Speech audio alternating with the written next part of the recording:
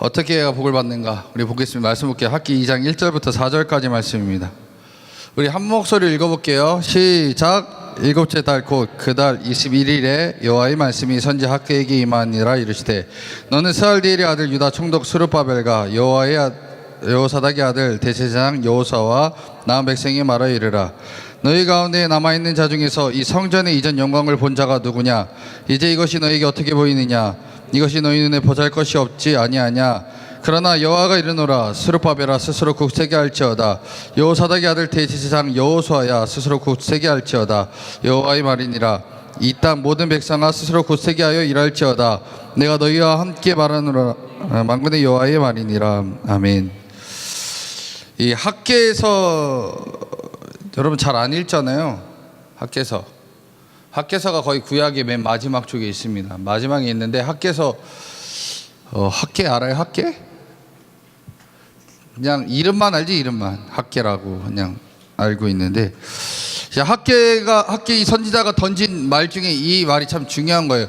너희 가운데 남아있는 자 중에 이 성전의 이전 영광을 본 자가 누구냐라고 질문을 해요. 그러니까 이전 영광, 지금은 이미 나라 망했어요. 게임 오버, 끝난 상황이에요. 이미 무너진 나라 이 상황 가운데서 너희들이 옛날에 그 성전의 상태를 본 사람이 있느냐라고 지금 질문을 하는 거예요. 자, 그런데 이 지금 학개 선지자가 얘기했을 때 이전 성전의 영광을 본 사람이 있다라는 겁니다. 자, 넘겨주세요. 자, 이스라엘의 최고의 전성기인 다윗과 솔로몬 시대죠. 다윗과 솔로몬 시대 이후로는 이제 두토막 나고 남유다와 북이스라엘로 쪼개집니다. 그리고 나서 이 나라가 쪼개지면서 문제가 생기는데, 그 문제는 무엇이냐? 바로 이스라엘 민족들이 하나님을 섬기지 아니한 것, 그 죄로 말미암아, 불순종으로 말미암아 그들을 하나님께서 징벌하시기 시작합니다. 하나님을 섬기지 않는다, 이게 큰 징벌이에요. 그러니까 여러분 잘 생각하셔야 돼요. 내가 예수를 믿느냐 안 믿느냐는 해도 되고 안 돼도 되는 문제가 아니라 반드시 하셔야 될 일이에요. 그러니까 하나님을 믿지 않는다, 그러면 징계는 따라옵니다. 그런데 많은 사람들이 이걸 인지를 못해요. 교회 안 다녀도 난 잘 살고 잘 먹고 잘 사는데, 그거는 세상의 지식의 관점에서예요. 여러분, 세상에서 제일 잘 나가면, 제일 돈 많으면 그 사람 잘 되는 거예요? 그 세상에 제일 높은 좋은 대학에 나오면 그 사람 잘 나가는 겁니까? 여러분, 우리나라에서 그래도 자산 규모 1위 삼성에 일하면 괜찮아요? 근데 여러분, 이런 관점으로 여러분 교회 다니면 여러분 아직 세상의 지식에서 사는 거예요. 여러분, 삼성에 못 다녀도 상관없어. 중소기업에 다녀도 상관없고 자영업 해도 괜찮아요. 아니, 아르바이트 해도 괜찮습니다. 중요한 건 뭐예요? 자, 여기 하나님의 지식의 관점으로 얘기한다면, 자, 우리는 뭐라고 얘기해야 돼요? 내가 있는 그곳이 하나님이 함께 하시는 그곳이면 나는 충분합니다. 이런 고백을 여러분들이 할 수 있어야 돼요. 그러니까 나는 서울대 안 나와도 괜찮아요. 여러분, 좋은 직장, 좋은 대학 안 가도 되고요. 여러분, 집이 가난해도 돼요. 근데 우리 집은 차가 없어서 버스 타고 다녀요. 괜찮아요. 버스도 탈 돈도 없어서 걸어 다닙니다. 괜찮아요. 하나님께서 얘기하는 건 네가 하나님의 말씀대로 사느냐 안 사느냐를 주목하여 보신다라는 거예요.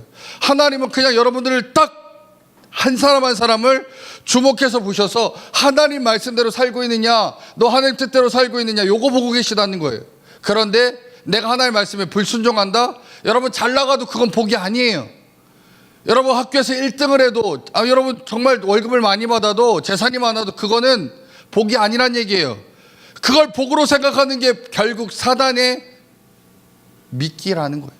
사단은 미끼를 딱 던져요, 여러분에게. 무슨 미끼? 야, 너 돈 많으니까 괜찮잖아. 너 사회에서 이제는 성공했으니까 괜찮잖아. 너 좋은 대학 다니니까 괜찮잖아. 이런 얘기를 해요. 그러나 하나님의 관점에서는 여러분, 좋은 대학, 좋은 직장, 돈 많고 여러분들이 인기가 많은 것이 중요한 게 아니다라는 얘기입니다. 하나님은요, 여러분들이 그걸 원하지 않아요. 하나님이 여러분에게 원하시는 것은 이 땅에서 잘 사는 게 아니라 하나님의 말씀에 순종과 불순종하는 자를 구별하신다는 얘기예요. 아담과 하와 때부터 지금까지 쭉 그대로예요. 아담과 하와 때 하나님께서 어떻게 하셨어요? 하나님의 말씀에 순종해라. 순종하면 이 땅에서 영원히 살겠고, 순종하지 못하면 어떻게 해요? 쫓김당하는 거죠. 아담과 하와 때 하나님의 계명은 뭐예요? 하나밖에 없었어요. 뭐예요? 선악과 먹지 말아라. 선악을 알게 하는 나무의 열매를 먹지 마라. 그런데 그걸 어떻게 했어요? 못 지켰죠. 우리는 그걸 불순종이라고, 한마디로 죄라고 얘기합니다. 죄졌죠. 그래서 그가 저주 아래 살게 됩니다. 수고해서 땀을 흘려야 소득을 얻을 수 있게 됐고, 여자는 해산의 고통이 있고, 결국 영생의 삶을 잃어버리고 사망의 영혼이 우리 안에 들어오게 됩니다. 그렇기 때문에 우리는 무너져 버렸어요. 그런데 그때 하나님께서 우리에게 법을 계속 주십니다. 하나님 말씀대로 살아라 라고 얘기하지만, 결국 많은 사람들이 하나님 말씀대로 사냐? 못 사냐? 못 산다는 얘기예요. 다 무너졌어요. 다 하나같이. 그럼에도 불구하고 사람들이 하나님 앞에 나와서 얘기하는 게 뭐냐? 하나님 복 주세요. 혹시 여러분들도 그러지 않나요? 세상 말로 개떡같이 살면서 교회 딱 나와서 하나님, 제가 하는 일이 잘 되게 하시고 복되게 하시고, 제가 건드는 것마다 하나님의 은혜와 영광이 넘쳐나게 하게 하옵소서. 내 몸이 아프지만 하나님 질병을 치료하여 주시고, 우리 가정이 하는 사업은 잘 되게 하시고 똑똑하게 하시고, 뭐 이런 거 기도하지 않나요? 욕심이에요. 이스라엘 민족은요, 남유다와 북이스라엘로 갈라진 다음에 그때부터 행했던 일들이 우상 숭배를 너무 많이 합니다. 하나님이 아닌 다른 신들을 섬기기 시작해요. 왜? 이거예요. 처음에 그들이 가나안 땅, 이제 그 가나안 땅에 들어가기 전까지 광야에서 생활하면서 하나님이 일하시는 걸 눈으로 너무 많이 봤어요. 근데 거기까지라고 생각을 한 거예요. 이제 이 가나안 땅에 들어왔으면 가나안 땅에 있는 신을 섬겨야 되지 않겠냐. 그들은 지금까지 목축 생활을 했고 광야에서 유목 생활을 했어요. 그러니까 방랑 생활을 했죠. 그 다음에 이제 가나안 땅에 들어왔는데 이제는 거기서는 무슨 생활을 해야 되냐면 농경 생활을 시작해야 됩니다. 목축은 할 수 없어요. 농경 물론 할 수도 있죠, 소소하게. 그런데 이제 계속 이동하는 게 아니기 때문에 집에서 기르는 거예요. 그렇기 때문에 이들에게 필요한 게 뭐예요? 농사를 잘 지을 수 있도록 하늘에서 비를 주고 땅이 열매를 맺게 해주는 그런 신, 그러니까 농경의 신이 필요한 거예요. 그게 바로 바알과 아세라였다라는 거예요. 바알과 아세라가 바로 하늘에서 비를 주고 열매를 맺게 하는 그런 신들입니다. 자, 그 신들을 섬기기 시작해요. 그런데 이렇게 살다 보니까 어떻게 되냐? 하나님께서 화가 나십니다. 가만두지 않죠. 자, 하나님께서 어떻게 하신다? 징벌하신다. 불순종하면 주님은 가만두지 않는다라는 겁니다. 징벌은 어떻게 하냐? 죄에 대해서는 죄값은 따라와요. 반드시 그냥 넘어가지 않아요. 여러분, 하나님께서 여러분들이 불순종함에 있어서도 그냥 두는 게 아니에요. 여러분, 그냥 뒀다고 해서 나는 불순종해도 괜찮구나라고 생각하시면 큰 오산이에요. 하나님 반드시 여러분 치셔요. 불순종하면 물질의 문제, 질병의 문제, 환경의 문제로 쳐버린다는 거예요. 안 당하려면 방법은 하나예요. 뭐예요? 회개예요. 예수님께 내 모든 죄와 죄값을 맡겨드리고 나는 그분에게 있는 의, 즉 죄 없는 상태를 가져오는 거예요. 그래야만 하나님께서 의인이라고 인정해 주시지, 죄가 있는 상태면 사단 마귀 귀신이 여러분들 어떻게든 가만두지 않는다라는 겁니다. 그래서 우리에게 어려움들은 찾아와요. 그런데 이스라엘 민족이 BC 600년경에 바벨론 포로기로 가게 됩니다. 자, 그리고 70년에 하나님의 징벌의 날 70년 동안의 바벨론 포로 생활을 다 마쳐야 죄는 사라져요. 우리 신입생들 왔으니까 조금 이해하기 쉽게 얘기해 줄게요. 하나님이 바벨론에서 이제 므낫세부터 시작된 우상 숭배로 인해서 이스라엘에게 죄값을 정해 주셨어요. 바벨론에서 70년의 포로 생활을 해라. 이거는 회개해도 해결이 안 되는 거예요. 이거 니네 바벨론에 70년 가야 돼, 이거예요. 무조건 가야 돼. 그래서 갔어요. 70년이 끝났어. 그리고 나서 하나님께서는 뭐라고 하시냐면 이제는 너희는 죄가 없는 상태다라고 인정해 줬다는 얘기예요. 여러분, 혹시 잘못해서 부모님한테 회초리 맞아본 적 있어요? 회초리 맞으면 원래 끝나야 돼요. 엄마 아빠도 그거 회초리 때려놓고 뒤끝이 남으면 그거 치사한 거예요. 뭔 얘기인지 알죠? 다 때렸어. 실컷 부모님도 후드려 팼어. 우리 자식 뭐 잘못해가지고 때렸어. 그럼 때렸으면 끝난 거야. 근데 또 그거 하면 치사한 거예요. 우리 하나님 어떻게 해요? 바벨론 70년 딱 살았어. 그럼 야 끝. 너 죄 없어 이제. 너 죄값 다 치렀어. 이거예요. 그럼 하나님께서 이제는 이스라엘 민족이 그 전까지 우상 숭배했지만 그러나 이제는 죄가 없다라고 인정한다는 얘기예요. 죄값에 대해서 우리가 희생 제사를 드려서 죄를 대속하는 방법도 있지만 스스로 죄값을 다 치르는 방법도 있어요. 처음 들어보죠? 채연 이런 얘기 들어봤어? 뭐지? 이런 표정으로 날 쳐다보고 있어. 자, 그래요. 우리가 죄를 짓고도 그 죄값을 내가 다 치러도 하나님께서 죄가 없다라고 인정해 주신다. 그런데 바벨론 70년의 포로 생활을 마치고 돌아왔어요. 70년이 지났어요. 돌아와 보니까 이전의 것들이 다 무너지고 없어졌어요. 그러니까 제가 여기다 써놨죠. 10살에 거기 간 포로기로 잡혀간 사람은 이제 80살 돼서 온 거예요. 딱 돌아와 봤는데 다 무너지고 없는 거예요. 쉽게 얘기하면 막 옛날에 성전이 예루살렘 성전이 멋지게 딱 있었는데 지금 갔더니 완전 다 무너지고 아무것도 없는 거예요. 이걸 보면서 한탄하는 거예요. 자, 그 다음 넘겨주시면 에스라 3장 12절 13절 볼게요. 자, 우리 한번 같이 읽습니다. 시작. 제사장들과 레위 사람들과 나이 많은 족장들은 첫 성전을 보았으므로 이제 이전의 기초가 놓임을 보고 대성통곡하였으나 여러 사람은 기쁨으로 크게 함성을 지르니 백성이 크게 외치는 소리가 멀리 들림으로 즐거이 부르는 소리와 통곡하는 소리를 백성들이 분간하지 못하였더라. 이렇게 얘기해요. 그러니까 좀 연세가 있으신 분들은 옛날 것이 기억나서 그것 때문에 제가 써놨죠. 그 추억 때문에 옛날 생각도 나지만 또 뭐예요? 성전이 무너진 것에 대한 아픔 때문에 대성통곡을 하고 어떤 사람은 다시 고향으로 돌아왔다. 이제 노예에서 해방되었다. 그것 때문에 기뻐하는 사람들이 있었다라는 겁니다.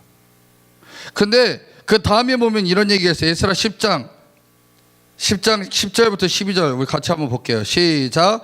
제사장 에스라가 일어나 그들에게 이르되 너희가 범죄하여 이방 여자를 아내로 삼아 이스라엘의 죄를 더하게 하였으니 이제 너희 조상들이 하나님 앞에서 죄를 자복하고 그의 뜻대로 행하여 그 지방 사람들과 이방 여인들을 끊어버리라 하니 모든 회중이 큰 소리로 대답하여 이르되 당신의 말씀대로 우리가 마땅히 행할 것이니이다 라고 얘기했어요.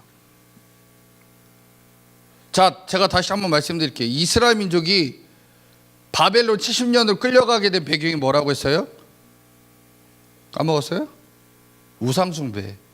그 돌아왔단 말이에요. 돌아왔는데 문제가 있어요. 어떤 문제를 지금 발견한 거예요? 이방 여인과 결혼을 한 거예요. 그 이방 여인과 결혼한 게 뭐가 문제야? 요즘 보면 외국인 여자와 결혼하는 거 되게 많이 있잖아요. 여러분 어떻게 생각해요? 외국인 아내와 만나서 결혼하는 거 어떻게 생각해요? 윤덕이 왜 이렇게 꼬득꼬득거려? 좋다는 거야? 괜찮아? 어디 생각하는 나라 있어? 어디? 일본. 그래 한번 일본 한번 갔다 와. 잘 가. 사요나라. 에스라 9장 볼게요. 다음 거. 자, 그 얘기해 줄게요. 에스라 9장 1절 2절 같이 있습니다. 시작. 이 일에 방백들이 내게 나와 이르되 이스라엘 백성과 제사장들과 레위 사람들이 이 땅 백성들에게서 떠나지 아니하고 가나안 사람들과 헷 사람과 브리스 사람들과 여부사 사람들과 암몬 사람들과 모압 사람들과 애굽 사람들과 아모리 사람들이 가증한 일을 행하여 그들의 딸을 맞이하여 아내와 며느리로 삼아 거룩한 자손이 그 지방 사람들과 서로 섞이게 하는데 방백들과 고관들이 이 죄에 더욱 으뜸이 되었다 하는지라. 이게 죄래요. 이게 죄래요. 이방 여인과 이방 남편과 결혼한 게 죄다라고 성경은 얘기하고 있어요. 그래서 뭐라고 하냐? 이제 너희들이 이것을 가지고 자복해라. 하나님 앞에 나와서 자복해라라고 성경은 이야기하고 있다라는 겁니다. 자, 다음 넘겨주세요. 자복했다는 건 뭐예요? 죄를 고백했다는 의미가 아닙니다. 우리가 왜 포로로 잡혀갔는지를 알아라 얘기예요. 너희들 왜 바벨론 포로기로 70년을 보냈는지 이해하냐? 너 알고 있느냐? 라고 지금 주님 물어보는 거예요. 이 에스라 같이 물어보고 있어요. 니네 왜 포로로 바벨론 70년 보낸 줄 알아? 너희들이 이방 지금 우상 숭배했잖아. 그래서 하나님 말씀에 불순종했잖아. 그래서 하나님께서 너희들 죄값으로 바벨론 70년 보냈어. 그렇다면 다시 왔다? 이제 죄값을 다 치르고 왔는데 너희들 보니 지금 뭐 하고 있어요? 이방 여인하고 결혼한 문제, 그 팩트만 가지고 얘기하는 게 아니라 무슨 얘기를 하는 거예요? 이것은 죄다라는 거예요. 이건 죄인데, 야, 니네가 죄 저질러가지고 70년 바벨론 포로 생활했으면 죄 안 져야지. 왜 또 죄 져가지고 또 포로 생활할 거야? 아니, 그보다 더 심한 일들을 당할 거야? 라고 지금 물어보는 거예요. 그래서 이 학사 에스라가, 야, 너희들이 포로가 된 이유가 뭐야? 하나님의 법을 버리고 이방인을 쫓고 이방인 아내를 취했기 때문에 지금 이렇게 됐는데 또 이래? 얼마나 더 맞아야 정신 차리겠어라고 지금 얘기하는 거예요. 자, 넘겨주세요.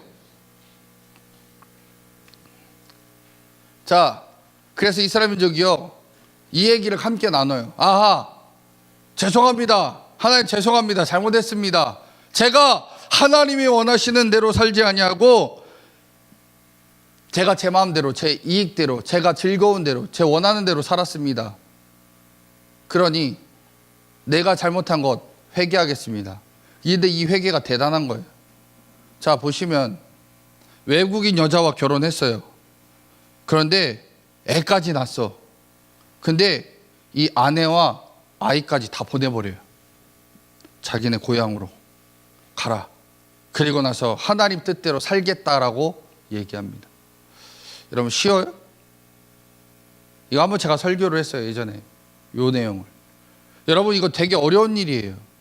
여러분들이 이방인하고 결혼했는데 그 이방인이 하나님 모르고 하나님 뜻대로 살지 못한다고 해서 하나님께서는 쫓아내버렸어요. 하나님 원하는 것은 이방인과의 결혼이 아니에요. 하나님 말씀대로 살아가는 자, 하나님의 법을 지키는 자와의 소통, 그들과의 결혼, 그래서 하나님의 법을 지켜가는 자들의 그 민족이 이스라엘 민족이 되기를 원하셨던 거예요. 그래서 그 사람들이 대대로 하나님의 법을 따라서 살아갈 때 내가 너희 민족들에게 복을 주겠노라라고 말씀하신 게 하나님이다라는 거예요. 자, 그래서 이 일들이 그 앞에 있을 때 이제 에스라가 다음 장에 얘기해요. 다음 번 넘겨주세요. 그러니까 요거 보면 이렇게 얘기하는, 자, 10절, 12절까지만 보겠습니다. 같이 읽습니다. 시작. 제사장 에스라가 일어나 그들에게 이르되 너희가 범죄하여 이방 여자를 아내로 삼아 이스라엘의 죄를 더하게 하였으니 이제 너희 조상들이 하나님 앞에 죄를 자복하고 그의 뜻대로 행하여 그 지방 사람들과 이방 여인을 끊어버리라 하니 모든 회중이 큰 소리로 대답하여 이르되 당신의 말씀대로 우리가 마땅히 행할 것이니이다. 이게 고민한 게 아니에요. 그래도 우리 마누라 이쁜데, 우리 자식 이쁜데 얘네 어떻게 보내요? 이러지 않았단 얘기예요. 그냥 하나님 말씀 딱 듣고 내가 불순종했구나, 내가 보내야겠구나 하면서 싹 다 보내버렸다라는 겁니다. 그래서 하나님께서는 그런 일들을 했는데 다음 거 넘겨주세요. 다음 거 넘기면 이런 자손들이 있었어요. 이런 자손들이 어떻게 있냐? 보내버렸다라는 거. 이방으로 다시 보내다. 다음 거 넘겨주세요. 느헤미야 9장에도 보면 이들이 다 보내버렸고 바로 이렇게 했던 것이 자복이다라는 얘기.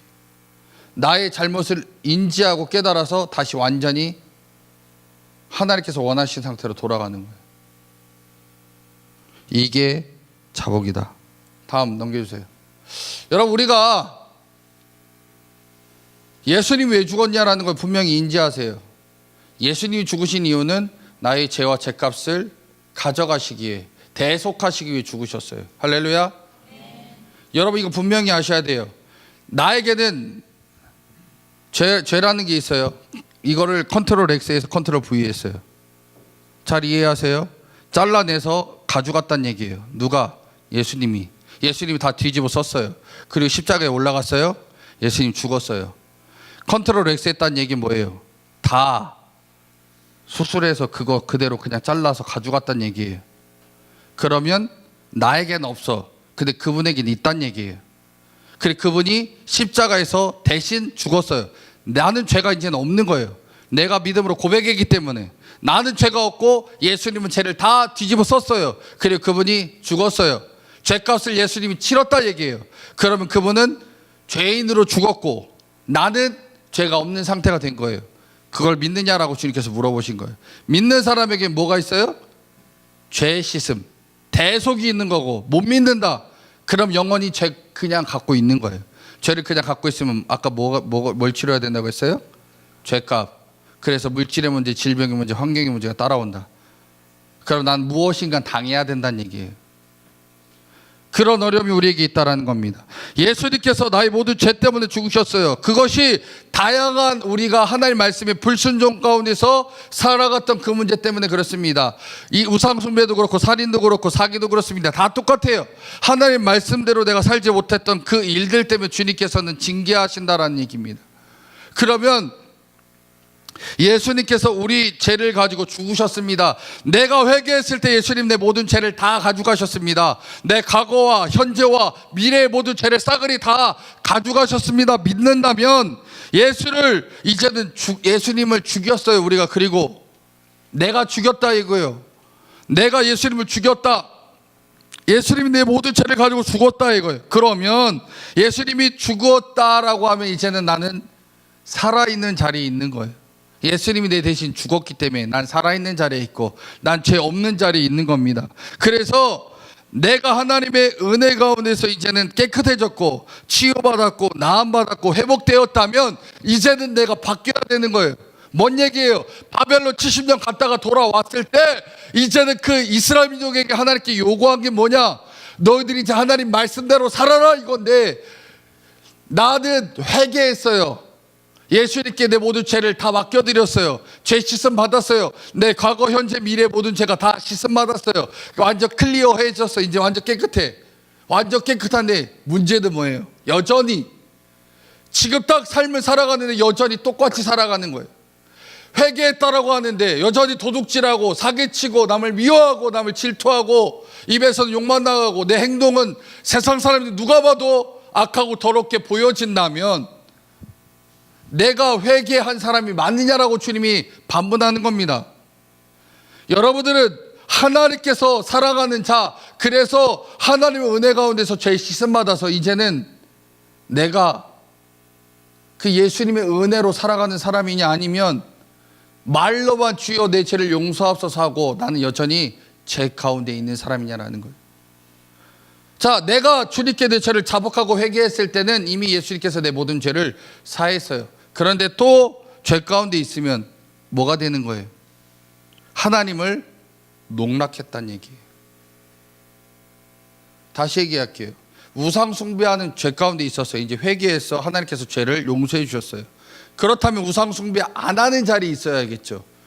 그런데 여전히 우상 숭배하는 자리에 있다. 그럼 하나님께 우리는 하나님 농락했다는 얘기예요. 하나님 갖고 장난했다는 얘기예요. 주님 내 죄를 용서하옵소서. 이게 내가 죄인지 알고 있습니다. 자복했잖아요. 인지했고 회개를 구했어요. 그래서 예수님 용서해 주셨어요. 그런데 또 죄 짓는 자리에 있다라면 여러분 하나님 농락한 거와 똑같다라는 겁니다. 그러면 그런 믿음에는 그 다음 넘겨주시면 그런 믿음에는 뭐가 안 나타나요? 하나님의 기적과 은혜는 나타나지 않는다라는 겁니다. 왜요? 죄 자리에 있으니까. 죄 가운데 있으면 하나님의 기적과 이사는 절대 나타날 수가 없다는 얘기. 죄 가운데 있으면 죄는 그대로 있기 때문에 죄 값이 나에게 있는 거지 은혜와 복은 따라올래야 따라올 수가 없다는 얘기입니다. 그렇다면 내가 지금 이 문제 가운데서 나한테 어떻게 하느냐, 내가 지금 이 어려움 가운데서 나는 어떻게 할 것이냐라는 거예요. 지금 나에게 환경의 질병의 문제, 물질의 문제, 환경의 문제가 찾아와서 나를 지금 다시 공격하고 있을 때 내가 빨리 인지하고 캐치해야 돼요. 내가 이것 때문에 한번 두드려 맞아가지고 주님 앞에 회개함으로 돌아갔을 때 주님께서 다 용서해 주셨는데 딱 다시 이 자리에 있는데 내가 여전히 똑같은 범죄함으로 나갔을 때 그 다음에 뭐가 올 거냐 이거예요. 똑같은 현상이 나에게 또 다가올 거라는 거예요. 그러면 맞기 전에 주님 앞에 회개하고 이것을 안 하는 것이 진짜 회개라는 얘기예요. 내가 했던 행동 때문에 두드려 맞았다면, 주님께 징계를 당했다면 이제는 그걸 징계를 당하지 않도록 그 지난날에 내 범죄함을 다시 반복하지 않는 것이 중요하다라는 얘기예요. 그게 있어야 하나님의 은혜와 기적은 나타난다라는 얘기입니다. 그런데 여전히 내가 범죄함의 자리에 있으면서 하나님 복 주세요? 여전히 내가 똑같은 하나님보다 더 사랑하는 것, 하나님보다 더 좋아하는 것, 하나님보다 더 내가 위에서 살아가는 것이 있는데 주님, 내가 주님 사랑합니다 한다고 말한다고 하나님께서 그걸 인정해 주느냐? 아니다라는 얘기예요. 그래서 예수 믿는 자리에 있으면서, 다음 거 넘겨주시면, 예수를 믿는 자리에 있어요. 죄 가운데 우리 죄를 가지고 예수님께 나아가서 예수님이 내 모든 죄와 죄를, 죄값을 가지고 십자가에서 죽으셨습니다. 그런데 여전히 내가 죄를 사랑하는 자리에 있다면, 죄를 즐겨하는 자리에 있다면, 진짜로 나는 하나님을 사랑하는 자리에 있는 사람이 아니라 나는 죄를 좋아하는 자리 그대로 있는 거예요. 그 사람은 다시 하나님께 저주를 받는 자리에 그냥 있는 겁니다. 그래서 우리는요, 복을 받으려면 돌아와야 돼요. 어디로요? 하나님 말씀을 지키는 자리로 돌아와야 된다는 겁니다. 그 돌아오는 게 무엇이냐? 자, 다음 거 볼게요. 학기 2장 같이 읽습니다. 시작. 만군의 여호와가 말하노라, 내가 너희 손으로 지은 모든 일에 곡식을 마르게 하는 재앙과 까무기 재앙과 우박으로 쳤으나 너희가 내게로 돌이키지 아니하였느니라. 너희는 오늘 이전을 기억하라. 아홉째 달 24일 곧 여호와의 성전 지대를 쌓은 날부터 기억하여 보라. 곡식 종자가 아직도 창고에 있느냐? 포도나무, 무화과나무, 석류나무, 감람나무의 열매가 맺지 못하였느니라. 그러나 오늘부터는 내가 너희에게 복을 주리라. 이게 뭐냐면요, 회개하고 돌아왔을 때, 니네 회개하기 전에는 이렇게 어려움이 있었지만 회개하고 나서는 내가 너희에게 복을 주겠다라고 주님께서 말씀하시는 장면이 나옵니다. 자, 이 말이 정말로 여러분에게 민감하게 다가와야 돼요.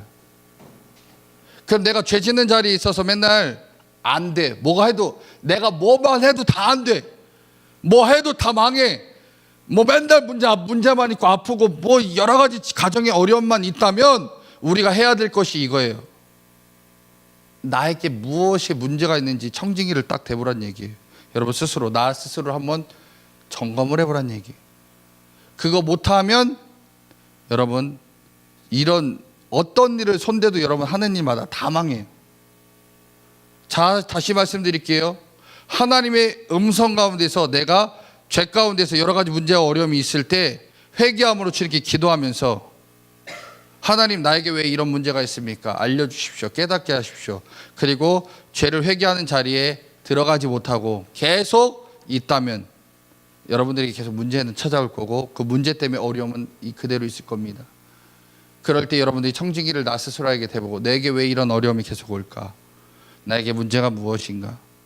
내가 무슨 불순종하는 자리에 있기에 내가 이런 어려움이 나에게 있는가? 여러분들 기도하면서 그 문제를 찾으라는 얘기예요. 그거를 찾을 때 하나님께서 그때가 바로 오늘부터 내가 너희에게 복을 주리라 라고 말씀하신다는 얘기예요. 이 말이 여러분들 안에 있어야 됩니다. 자, 그래서 여러분들이 주님 앞에 나와서 대부분 기도하는 게 하나님, 내 기도, 내 소원 응답해 주세요가 여러분 대부분의 이야기예요. 그죠? 하나님, 내 소원 들어주세요. 내 응답해 주세요. 내 기도는 이거입니다. 하나님 도와주세요라고 말하죠. 정훈아 요즘 기도 제목이 뭐냐? 기도 제목 뭐야 요즘? 요즘 기도 제목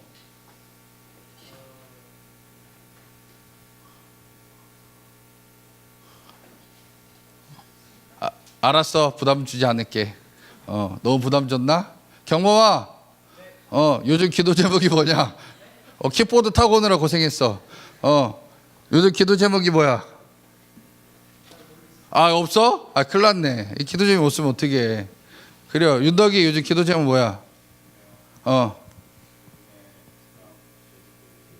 죄 짓고 있는 게 있어? 죄를 계속 짓고 있어? 큰일이네. 많이 두드러 맞을 것 같은데? 알려달라고? 내가 모르는데 뭔가 죄 진 것 같아. 두드러 맞고 있어. 막 이런 거 아니야. 그럼 뭐야? 제가 살면서 나도 모르게 짓는 알려달라고? 얘기해 줄게요. 왜 토하려고 그래? 알려준다고. 왜 목사님이 알려준다고 이상해?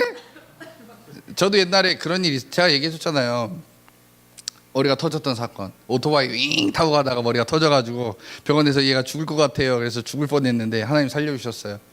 뇌출혈로 이제 너무 피를 많이 흘려서 죽을 뻔했는데 이제 하나님 살려줬는데, 저도 너무 궁금했어요. 하나님 왜 저에게 이런 문제가 발생했습니까? 라고 했을 때 하나님께서 그 원인에 대해서 알려줬다는 얘기예요. 40일 동안 하나님 앞에 나와서 기도했어요. 찬양하고 막 기도하고. 그러면서 하나님께서 한 36일쯤 될 때, 그때 하나님께서 저에게 영상 하나를 딱 보여줘요. 짠! 영상 하나를 딱 보여주는데, 그때 하나님께서 보여주신 것, 내가 그때 그 장면에 잘못한 것들을 쭉 보여주시면서 한 말씀 딱 그러니까 이런 걸로 생각하시면 돼요. PPT 같은 게 딱 보여요. 내 하나님의 이름을 망령되이 일컫지 마라. 땅! 끝! 그게 하나님이 저한테 알려주셨던 메시지였어요. 이것 때문에 너에게 그 문제가 발생한 거다라고 하나님께서 딱 알려주셨어요. 여러분, 하나님 앞에 내가 문제가, 물론 다 알려달라고 해서 다 알려주는지는 모르겠어요. 저는 경험한 걸 얘기해 주는 거예요. 여러분들이 살면서 문제가 왔어요. 어려움이 왔어요. 그래서 그 문제 때문에 너무 힘들어요. 괴롭단 말이에요. 그러면 하나님 앞에 한번 물어보세요. 그냥 한 번 얘기하지 말고 하나님 알려주세요. 그럼 한 번 물어봤는데 한 번에 딱 대답해 주면 얼마나 좋아. 그럼 시원하지. 근데 대부분 제가 알기로는 한 번 원샷 원킬은 없어. 하나님은 한 방에 알려주지 않아요. 하나님이 내가 묻고 하나님 앞에 간절히 구했을 때 하나님이 언젠가 알려주시는데, 그거 알려주는 그날까지 주님께 묻고 또 물어보세요. 그리고 나서 내가 범죄함의 자리에 있었던 것, 그것 때문에 주님께서 나에게 징계했다면 내가 그렇게 안 하는 자리에 가는 게 그 다음에 복 받을 길이다라는 얘기예요. 그거를 제거해야죠. 내 안에 그 암덩어리가 있는데 복 달라고 얘기한다고 이 암덩어리 계속 자라고 있는데 무슨 복이 와요? 절대 올 수가 없다는 얘기예요. 자, 그럼 오늘 여러분에게 결론으로 말씀드립니다. 내가 복 받으려면 어떻게 해야 되냐? 일단 나의 문제를 알아야 된다는 얘기예요. 내가 지금 무슨 문제로 이렇게 두드려 맞고 있는가? 이런 문제가 나에게 오고 있는가라는 것을 스스로 청진기를 대보라는 얘기예요. 근데 아는 사람이 있지만 절대 모르는 사람이 있어요. 왜? 그게 죄인지 모르는 거예요. 그래서 우리가 되게 많이 얘기하는 것 중에 하나님 알고도 지은 죄, 모르고도 지은 죄를 용서하옵소서. 근데 모르고도 지은 죄를 용서해달라고 하면 용서는 해주세요. 근데 뭐가 문제인지 아세요? 자복이 안 된다는 얘기예요. 자복이. 그게 죄였던 사실을 모르고 또 하고 있다는 얘기예요. 그러니 하나님께 알려달라고 얘기해야겠죠. 그리고 그거 이제 죄가 이제 죄인지 알았어. 그럼 어떻게 해요? 예수님께 컨트롤 X, 컨트롤 V. 탁. 예수님이 탁 짊어매고 십자가에 올라갔어. 그래서 죽었어. 끝. 그럼 내 죄는 사라져요. 예수님이 다 짊어졌어. 나는 의인이 됐어요. 그러면 그 다음에 딱 나는 의인이 된 나의 상태에서 내가 해야 될 일, 그 죄를 다시 짓지 않는 것. 그리고 하나님의 죄 가운데 하나님께서 원치 않은 것, 불순종의 자리에는 가지 않고 하나님께서 기뻐하신 자리에서 주님의 영광을 위해서 살아야 되면 그때부터 하나님께서 은혜의 복을 계속 내려주신다. 그게 복받는 삶의 비결이다. 할렐루야. 저는 여러분한테 기도 많이 해라 뭐 이런 얘기 많이 안 해요. 삶에서 여러분들이 보여주셔야 돼요. 삶에서 복받은 삶이 안 됐는데 기도 많이 한다고, 쟤는 참 기도 많이 하네. 뭐 기도 많이 하는 거는 현실 팩트는 맞죠. 기도 많이 해서 하나님의 응답, 하나님의 열매가 있느냐, 기도의 열매가 있느냐? 없다? 그럼 뭐가 없는 거예요? 믿음이 없다는 얘기예요. 믿음이 없는 기도는 허공을 맨날 치고 있는 기도와 같다라는 거예요. 결과물이 있어요. 뭔가 열매가 있는 기도를 좀 여러분들이 하셔서 하나님께 기도를, 저는 짧게 해도 좋아요. 그런데 제대로 된 기도를 할 수 있었으면 좋겠어요. 그래서 저와 여러분들이 정말 기도를 하면서 하나님의 은혜와 복을 정말로 누리면서 내가 예수 믿어서 이제는 기쁘다, 즐겁다, 행복하다라는 말을 하고 하나님께 영광 돌리는 삶을 살아갈 수 있는 그런 믿음의 자녀가 저와 여러분들에게 간절히 축원합니다. 그래서 이 땅에 있는 저와 여러분들이 살아가는 시간이 그냥 이렇게 그냥 보내다가 죽는 그런 삶이 아니라 하나님께서 기뻐하시는 삶을 위해서 한 걸음 한 걸음 걸어가면서 하나님께서 원하시는 그 일을 하면서 그날 주님 날아가는 그날 하나님께서 착하고 충성된 종아 네가 작은 일에 충성하였으며 내가 너에게 이제는 많은 것을 맡기겠노라라고 말하는 하나님의 음성을 들을 수 있는 믿음의 자녀들이 저와 여러분 되기를 주님의 이름으로 간절히 축원합니다. 우리 찬양하겠습니다.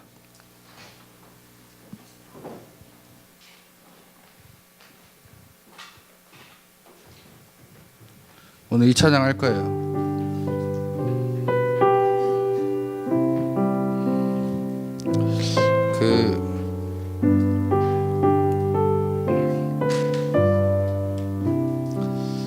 참 우리가 예수를 믿는다는 거 참 어렵습니다. 예수를 믿는다는 거 참 자체가 어려워요. 제가 아까 처음부터 여러분들 얘기했죠. 세상의 가치관과 하나님의 가치관은 완전히 달라요.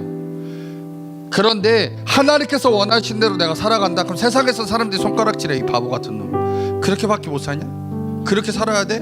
물질도 시간도 건강도 다 주를 위해 헌신하는 이 바보 같은 놈아. 사람들은 손가락질할지 모릅니다. 그러나 나는 하나님이 너무 좋아서 하나님을 위해서 내 모든 것을 드릴 수 있습니다. 이것 드리는 게 너무 아깝지도 않습니다. 이 시간, 이 물질, 이 능력 주님께서 주셨으니 주님을 위해서 헌신하는 거 마땅합니다라고 고백한다면 하나님께서는 여러분들 더 기뻐하시고 즐거워하는 자리에 여러분들을 갖다 놓으실 겁니다. 저와 여러분들은 어떤 자리에서 어떤 일들로 살아가십니까?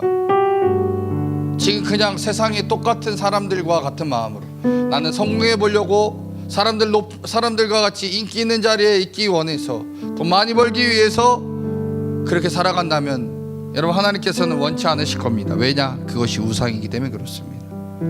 그러나 하나님께서 기뻐하시는 자리에 간다면 그래 하나님께서 원하시는 자리에 간다면 하나님께서는 여러분들을 사랑하시고 여러분들이 하나님의 길을 갈 수 있도록 도우시고 인도하실 겁니다.